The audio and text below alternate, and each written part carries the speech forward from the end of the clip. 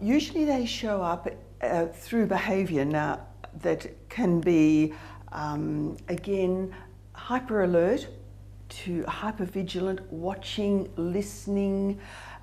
It can be very active, not being able to settle and play quietly. It can be the child who has poor concentration, and it can be children who at this stage are starting to develop nuances in their relationships with their little friends. Children who get into fights and scraps, who are not learning to cooperate. So we can see a lot of changes in behaviour. They can be children who go off their food, who get picky with their food, who won't settle into routines.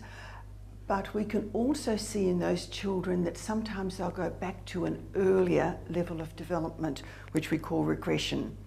They may go back in a general sense and behave generally. If they say they're 4 years old, they may behave more generally like a 3-year-old. Or we may see just in some areas they will go back to functioning at an earlier stage.